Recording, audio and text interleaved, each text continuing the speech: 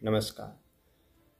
कालक्रम या कालचक्र जैसे जैसे आगे बढ़ता जाता है, ठीक उसी प्रकार से व्यवस्था संबंधित स्थितियों में बदलाव की आवश्यकता भी महसूस होती है। इसी बात को मद्देनज़र रखते हुए 1 जुलाई 2024 को देश में 3 नए आपराधिक कानून लागू हो चुके हैं।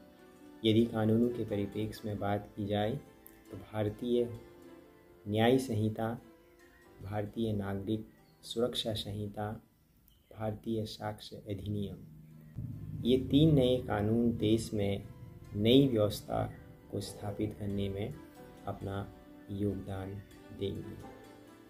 इन 3 नए कानूनों को 12 दिसंबर 2023 को केंद्र सरकार के द्वारा लोकसभा में 3 संशोधित आपराधिक विधेयक के रूप में पेश किया गया था।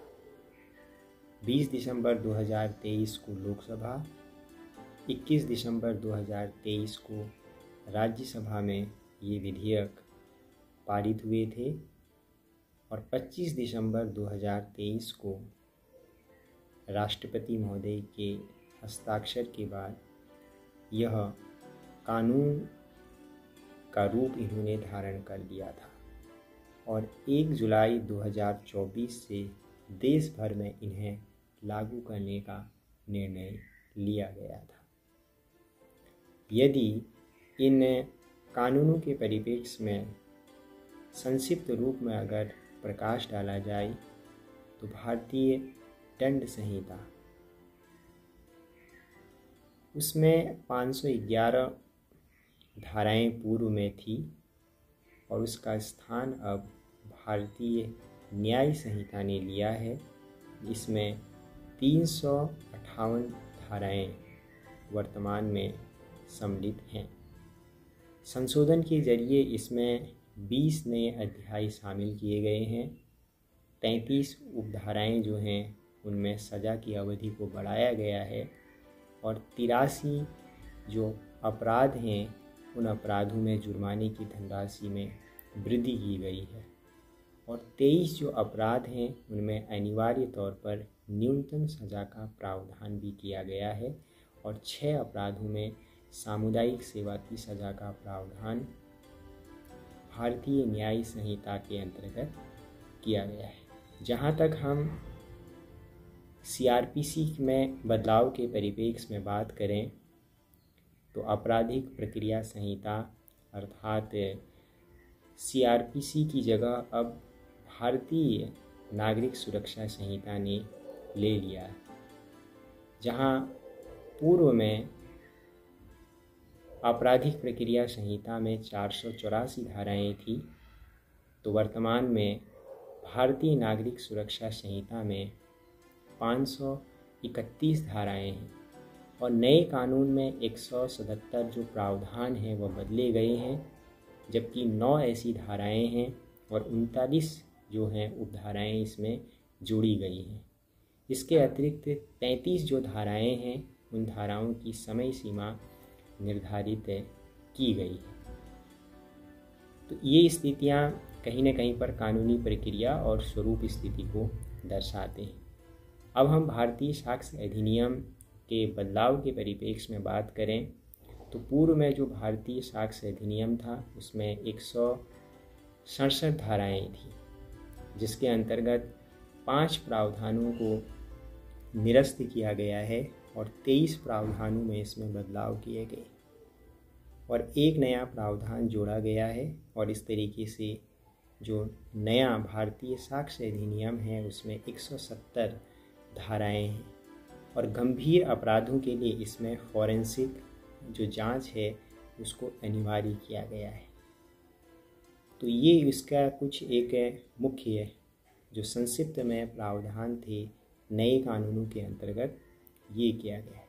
जहाँ तक हम कानूनी प्रक्रियाओं में बदलाव के परिप्रेक्ष्य में बात करें तो उसमें पहले देश में जीरो एफआईआर दर्ज करने के लिए जिस स्थान पर से आप जुड़े हुए हैं, घटना घटी है, वहीं पर जीरो एफआईआर दर्ज होती थी। लेकिन इस नए कानून में आप देश में कहीं पर भी हैं, आप वहां से जीरो एफआईआर दर्ज कर सकते हैं और ये बदलाव है कि इसमें धाराएं भी अब जुड़ेंगी। पूर्व कानून के अंतर्गत जो एफआईआर दर्ज यहाँ पर होती थी उसमें धाराएं नहीं जुड़ती थी और अब 15 दिनों के अंदर आपको जीरो एफआईआर संबंधित थाने को यहाँ पर उसकी रिपोर्ट भेजनी होगी। हर राज्य में एक पुलिस अधिकारी की नियुक्ति होगी थाने क्षेत्र में, जो ज़िले का थाना है वहाँ पर। वह जो संबंधित व्यक्ति है जिसको गिरफ्तार किया गया है उससे संबंधित सारा विवरण जो है वो उस व्यक्ति के पास होगा और अदालत को 60 दिनों के भीतर अब आरोप तय करने होंगे और सुनवाई होने के 30 दिनों के अंदर उसे अपना फैसला सुनाना होगा। और फैसला सुनाने और सज़ा का ऐलान करने के लिए जो 7 दिन का समय सीमा यहाँ पर निर्धारित किया गया है। हथकड़ी लगाने के परिप्रेक्ष्य में अगर हम बदलाव की स्थिति में देखें तो उसमें ये बदलाव इस रूप में है कि वर्ष 1980 में प्रेम शंकर शुक्ल बनाम दिल्ली सरकार मामले में माननीय सुप्रीम कोर्ट ने यह निर्णय लिया था कि अनुच्छेद 21 के तहत हथकड़ी लगाने की जो प्रक्रिया है उसे असंवैधानिक करार दिया गया था।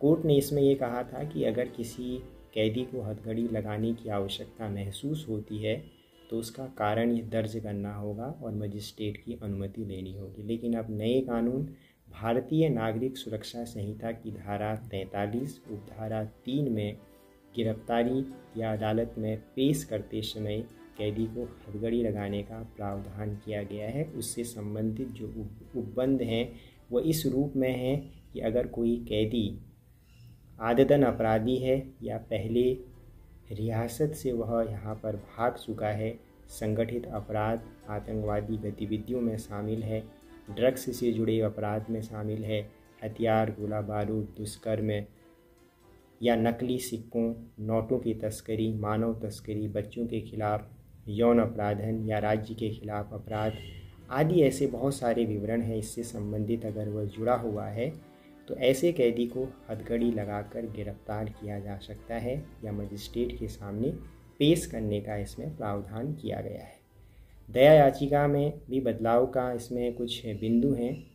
कोई भी व्यक्ति जब मृत्युदंड की सज़ा उसको प्राप्त होती है तो उसके पास एकमात्र विकल्प ये होता है कि वह दया याचिका के लिए प्रयास करें। दया याचिका का जो मुख्य इसमें जो सुधारात्मक स्थिति जो नए कानून के अंतर्गत है तो उसमें ये बदलाव किया गया है। वह बदलाव इस रूप में है कि पूर्व कानून के अंतर्गत जब कानूनी रास्ते खत्म हो जाते थे तो उसके बाद दया याचिका की कोई समय सीमा नहीं थी कि व्यक्ति कब दया याचिका के लिए कदम बढ़ाए। लेकिन अब भारतीय नागरिक सुरक्षा संहिता की धारा 472 उपधारा 1 के अंतर्गत ये प्रावधान किया गया है कि जब सारे कानूनी विकल्प खत्म हो जाते हैं तो उसके बाद दोषी 30 दिन के भीतर राष्ट्रपति महोदय के पास दया याचिका दायर करेगा और दया याचिका पर जो भी फैसला होगा उसकी जानकारी 48 घंटे के भीतर केंद्र सरकार को, राज्य सरकार के गृह विभाग और जेल सुप्रीडेंट को देनी होगी।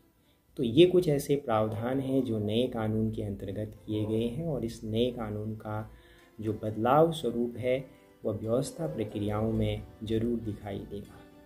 प्रारंभिक दौर में कुछ चुनौतियां आ सकती हैं क्योंकि नई अवधारणाओं को स्वीकारने, कानूनी उपबंध जो हैं उससे जुड़े हुए जो तथ्य अवधारणा हैं उनका स्मरण करने, उनको याद रखने में चुनौतियां आ सकती हैं। लेकिन व्यवहारिक प्रक्रिया में जब यह कानूनी स्वरूप आएगा तो पूर्व की तरह न्यायिक अवधारणा में जो है वह तीव्रता के स्तर पर जो सुनवाई है वह सामने देखने को आएगी, ऐसी हम उम्मीद कर सकते हैं।